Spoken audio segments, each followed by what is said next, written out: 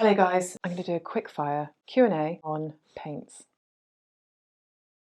North facing rooms don't have any sunlight and therefore they're cool. Anything you put on the walls that's like grey is going to feel even colder. So bright white, anything with a grey undertone is a no in a north facing room unless you want it to feel really, really cold. So north facing rooms, you want to actually go with something with a little bit of yellow. Anything with a yellow undertone is going to make it feel warmer. And then a south facing room, obviously it's going to get loads of light. So whatever you're putting on the walls, don't forget it will appear even brighter on a lovely sunnier day. So actually you want to go with something with a little bit of a grey undertone and a couple of shades darker than you might expect, because over time, and obviously in sunlight, it's going to appear much brighter.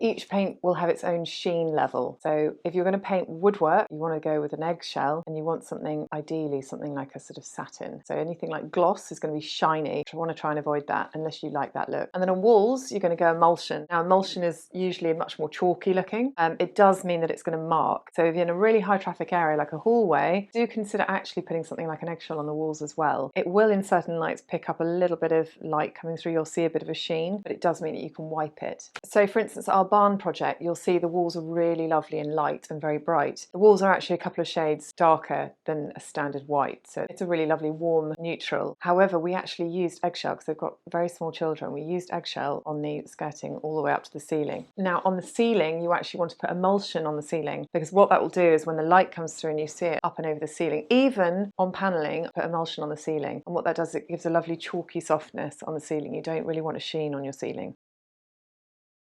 Now, it's really important to think when you are choosing your paint colours, the layering of all your furniture and all those lovely accessories and the colours and everything that you're bringing into the room is what's going to help lift it. So do consider what you're going to be adding with those paint colours, because if you've already got all your lovely furnishings and then suddenly you throw a colour on the wall, it might not necessarily go with everything you've got. Do consider the paint colour working with your existing furnishings. Like I said, white can feel quite clinical. Totally depends on the white. 50 shades of grey, 50 shades of white. Actually more like 150,000 shades of white. So it's picking the right white. White is the hardest thing to get right. White, getting it right. White, all right, all night.